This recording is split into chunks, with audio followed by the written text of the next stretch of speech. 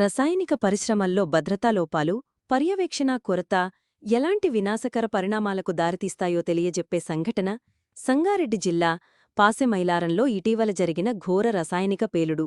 ఈ దుర్ఘటన దేశవ్యాప్తంగా ప్రజలను తీవ్ర దిగ్భ్రాంతికి గురిచేసింది.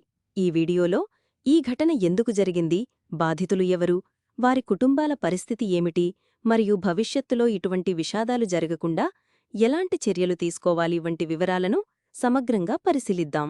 సంగారెడ్డి జిల్లా పటాన్చెరు మండలంలోని పాసమైలారంలో ఉన్న సిగాచి కెమికల్స్ పరిశ్రమలో జూన్ 30, 2025 ఉదయం ఒక్కసారిగా భారీ పేలుడు సంభవించింది.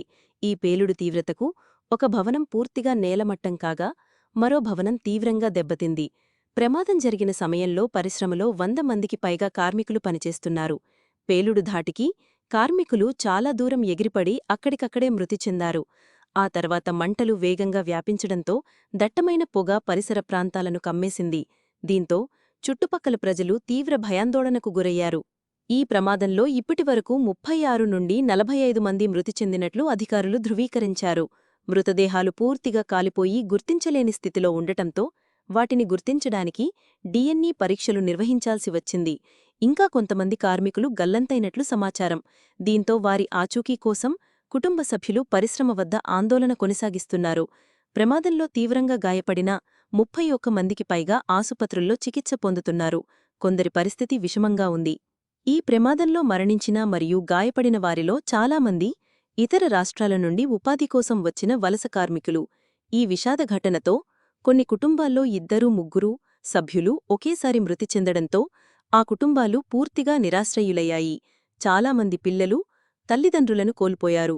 కుటుంబ పెద్దలను కోల్పోవడంతో ఈ కుటుంబాలు ఆదాయం లేక తీవ్ర ఆర్థిక ఇబ్బందుల్లో కూరుకుపోయాయి. తమ వారి ఆచూకీ కోసం పరిశ్రమ వద్ద రోధిస్తున్న బంధువులు అధికారులపై తీవ్ర ఆగ్రహం వ్యక్తం చేస్తున్నారు. ఈ ఘోర ప్రమాదానికి ప్రధాన కారణం పరిశ్రమ యాజమాన్యం నిర్లక్ష్యమేనని ప్రాథమికంగా అనుమానిస్తున్నారు.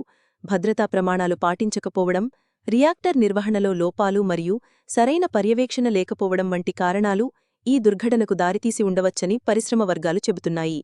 ప్రస్తుతం ఈ సంఘటనపై సమగ్ర విచారణ జరుగుతోంది. ముఖ్యమంత్రి రేవంత్ రెడ్డి ఈ ఘటనపై తీవ్ర విచారం వ్యక్తం చేస్తూ బాధ్యులపై కఠిన చర్యలు తీసుకుంటామని ప్రకటించారు. పోలీసులు పరిశ్రమను సీజ్ చేసి యాజమాన్యాన్ని విచారిస్తున్నారు. ప్రభుత్వం బాధిత కుటుంబాలకు తక్షణ సహాయం ప్రకటించింది. మృతుల కుటుంబాలకు ₹1 కోటి పరిహారం, తీవ్రంగా గాయపడిన వారికి 10 లక్షలు, స్వల్పంగా గాయపడిన వారికి 5 లక్షలు తక్షణ సహాయంగా ప్రతి కుటుంబానికి ₹1,00,000 చొప్పున అందిస్తున్నారు. ఈ ఘటనపై ఒక సమగ్ర విచారణ కమిటీని ఏర్పాటు చేశారు. భవిష్యత్తులో ఇలాంటి సంఘటనలు జరగకుండా చూడాలని పరిశ్రమ యాజమాన్యం అన్ని భద్రతా ప్రమాణాలను పాటించాలని అధికారులు స్పష్టం చేశారు. పాసెమైలారం ఘటన ఒక చేదు గుణపాఠం.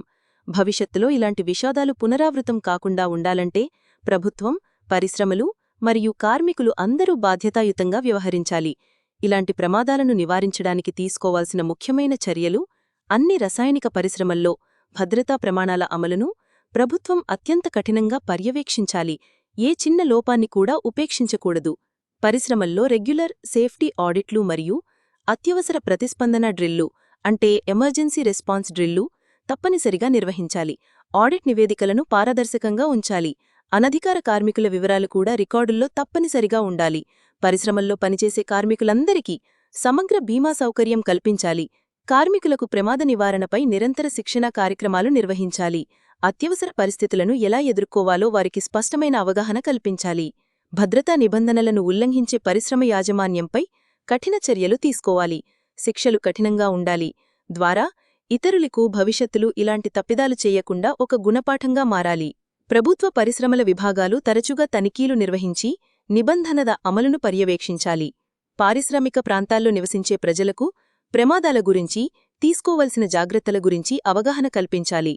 పాసమైలారం ఘటన కేవలం ఒక ప్రమాదం కాదు, ఇది మన వ్యవస్థలో ఉన్న లోపాలకు, నిర్లక్ష్యానికి నిదర్శనం.